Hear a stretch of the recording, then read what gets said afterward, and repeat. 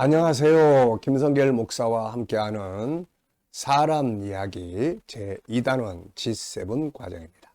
전 시간에 이어서 이 시간 7-3회를 시작을 하겠습니다. 자, 지금 우리가 현실적 정체성에 대해서 우리가 살펴보고 있습니다. 그러니까 사람은 어디에 있든 무엇을 하든 자기의 신분, 자기 정체성을 어떻게 가지고 있느냐에 따라서 행동이 달라지고 업무 능력이 달라진다. 운전수냐 승객이냐, 사장이냐 관리인이냐, 여기에 따라서 업무 영역, 능력이 달라진다. 그리고 이제 어떤 상황을 만났을 때 나는 메뚜기냐 아니면 나는 장군이냐, 여기에 따라서 그 능력이 달라진다 하는 걸 우리가 살펴봤습니다. 자, 이제 성경의 인물들을 한번 또 보겠습니다. 118쪽에 7-3회 두 번째입니다. 자기 정체성과 삶의 관계를 보여주는 성경의 인물들. 우선 다니엘의 성공과 정체성. 바벨론의 포로로 잡혀간 다니엘이 그나라에서 총리가 되고 왕의 멘토가 되어 성공의 삶을 살 수 있었던 것은 그가 가진 정체성 때문이었습니다. 그는 자신이 하나님의 사람이라고 하는 정체성을 가지고 살았고 이것을 변질시키라는 바벨론의 권력 앞에 목숨 걸고 거절합니다. 그리고 하나님의 사람이라는 자기 정체성을 굳게 지키고 살았죠. 그 정체성을 지키기 위해 절제도 했고 그 정체성을 지키기 위해서 하나님과 하루 3번씩 교제 시간도 가졌고 그 정체성을 지키기 위해 열심히 일 맡겨주면 내가 하나님의 사람인데 저 우상 숭배하는 사람들보다 내가 나아야지. 이 정체성이 능력을 발휘하기 시작을 한 거죠. 결국 이 같은 삶이 그를 승리자로 만들었는데 그의 삶을 이끌었던 건 바로 그가 가졌던 나는 하나님의 사람이야 라는 정체성이었죠. 올바른 정체성이 올바른 삶을 살게 했고 성공적인 결과를 가져오게 했습니다. 자, 에스더의 이야기도 또 보죠. 에스더는 고아로 성장했지만 하나님의 은혜로 당시 세계 최고의 국가인 바사의 왕비가 됩니다. 그런데 하만의 술책으로 그가 속한 유대인들이 멸망의 위기에 빠지게 됐죠. 이때 그를 키웠던 그의 사촌 모르드게는 이 위급한 상황 앞에서 왕 앞에 나가서 백성을 구원할 수 있는 사람은 에스더 왕비밖에 없다고 하면서 도움을 요청합니다. 그런데 에스더는 지금 현실이 왕 앞에 나갈 수 없다고 거절하죠.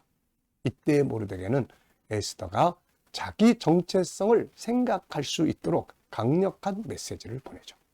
그게 바로 에스더서 4장 13절 14절인데요. 모르드게가 그를 시켜 에스더에게 회답하되 너는 왕궁에 있으니 모든 유대인 중에 홀로 목숨을 건지리라 생각하지 말라. 이때 네가 만일 잠잠하여 말이 없으면 유대인은 다른 데로 말미암아 노임과 구원을 받으려니와 너와 너의 아버지 집은 멸망하리라. 네가 왕위의 자리를 얻은 것이 이때를 위함이 아닌지 누가 알겠느냐. 에스더는 이 말 앞에 자기 정체성을 깨닫습니다. 그래. 하나님이 나를 이곳 세웠는데 난 고아로서 하나님이 나를 이곳 세웠는데 이때 내가 이 일을 하라고 날 세운 거 아니냐. 그래서 그는 자기의 사명의 정체성을 깨달은 거죠. 그래서 죽으면 죽으리라. 이 정체성대로 행동을 하려고 결심을 합니다. 이 각오와 능력은 자기의 정체성을 깨달은 뒤에 나왔죠. 다시 말하면 에스더 속에 잠자고 있는 용기와 재능이 정체성이라는 인식을 한 후에 이게 살아난 거죠. 이 재능 개발은 결국 민족을 살리고 그들이 새로운 지위를 얻게 되는 동기가 되게 합니다. 자신에 대한 올바른 정체성의 회복은 도전할 용기를 주고 위대한 승리를 가져오게 합니다. 나는 누군가? 내가 이 자리에 있는 이유는 뭔가? 이곳에서 내 역할은 무엇인가? 이런 질문들을 수시로 해보시기 바랍니다. 예, 저는 창세기 1장 27절, 28절을 만나기 전에는 세상을 참 두려운 곳이라고만 생각을 했습니다.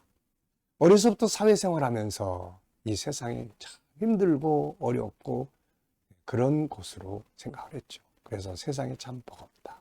그런데 창세기 1장 28절을 딱 만나면서 제 정체성이 바뀌었죠. 세상을 다스려라. 거기서 제가 발견한 게 뭐냐면 세상과 나의 관계는 내가 세상 앞에 종살이 하는 게 아니라 세상을 다스리는 것이구나. 그래서 이때부터 인식이 바뀌기 시작했어요. 그게 뭐냐. 문제가 부딪혔을 때 이 문제는 나를 망하게 하기 위해서 주어진 게 아니라 하나님이 나에게 이 문제를 다스려서 내가 세상을 이기라고 주신 선물이다. 이런 생각을 바꾸기 시작을 했죠. 그 정체성이 바로 이 창세기 1장 27절, 28절에서 나온 거거든요. 그러니까 참 이게 정체성에 대한 그 전까지만 해도 세상 앞에 나는 아주 작은 존재. 근데 이 말씀 속에서 주어진 내 정체성을 확인하고 나서는 내가 세상을 다스릴 수 있는 자야. 이런 개념을 가지기 시작을 한 거죠. 얼마나 엄청난 변화입니까? 자, 정체성에 대한 바울의 권고. 사도 바울은 예수 그리스도를 믿는 우리에게 새로운 정체성을 가질 것을 당부합니다. 로마서 6장 11절. 이와 같이 너희도 너희 자신을 죄에 대하여는 죽은 자요 그리스도 안에서 예수 안에서 하나님께 대하여는 살아있는 자로 여길지니라. 여기서 여기라는 말은 여기라. 생각을 바꾸라는 거죠. 이 말씀은 이제 우리가 죄인이 아닌 의인의 정체성을 가지라는 것이죠. 여기서 중요한 말씀은 여기라, 인정하라 그런 말이에요. 아직 행위로는 의인이 아니지만 그리스도 안에서 법적으로 의인이 되었으니 이 사실을 그대로 인정하라는 말씀입니다. 우리가 우리 자신이 하나님의 아들이요 천국인이요 의인이요 그리스도인이라는 정체성을 인정하고 그것을 믿어주고 기대하고 행동한다면 그렇게 살 수 있는 재능, 지혜, 성품, 능력들이 살아 꿈틀대기 시작을 하는 거죠. 피그말리온 효과는 창세기 1장 27절, 28절을 이루고자 하는 인간의 본능적 욕구입니다. 이렇게 하고 싶은데 근데 창세기 1장 27절, 28절을 보면 그렇게 할 수 있는 존재로 우리가 이미 만들어졌다는 것을 알게 된 겁니다. 정체성과 그것을 이루기 위한 목적은 자기 안에 있는 그것을 하기 위한 재능을 끌어내는 중요한 비결이 되는 것이죠. 자, 여러분. 정체성을 바꾸는 것은 진짜 중요합니다. 제가 아이들 상담하면서 가끔 물어봐요. 너는 너 자신을 어떻게 생각하니? 저는요, 왜 태어나는지 모르겠어요. 저는 제가 싫어요. 왜 그렇게 생각해? 저는 공부도 못하고요. 저는 뭐 잘하는 것도 없어요. 그리고 주변에서 사람들이요, 우리 부모도 그렇고 나를 항상 바보 같은 놈. 항상 바보라 그래요. 그래서 저는 제가 바보예요. 그래서 전 제가 싫어요. 참 안타까운 이야기입니다. 그래서 제가 조리원에 가서 우리 엄마들, 아기 낳은 엄마들을 교육할 때 항상 강조하는 게 언어의 감옥에 가두지 않도록 좋은 대화를 사용하라고 이야기합니다. 어려서부터 아기 때부터 들었던 넌 바보야, 넌 왜 이렇게 못해 이런 말들이 가둬버린 거예요. 성장하면서 그래 나는 바보야, 나는 못해 이게 정상이야. 근데 그게 난 싫어. 난 내가 싫어. 그래서 아무렇게나 살려고 그러고 이제 막 커가는 아이들이 얼마나 참 불쌍하고.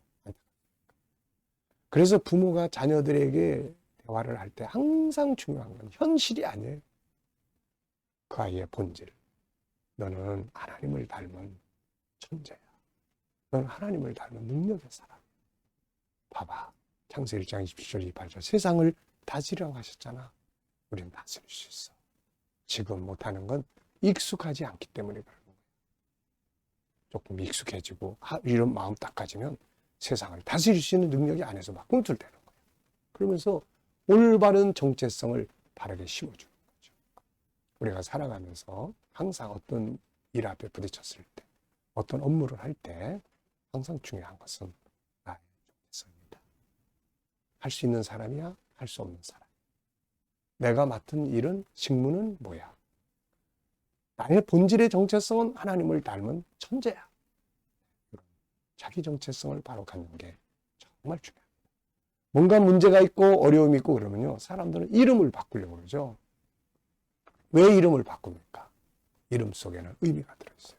이름보다 더 중요한 것이 뭐냐? 자기 정체성을, 자기에 대해서 생각하는 정체성을 바꾸는 겁니다. 그러면 승리의 삶을 살아갈 수 있게 되는 거예요. 자, 이 시간 말씀 여기서 마치겠습니다. 감사합니다.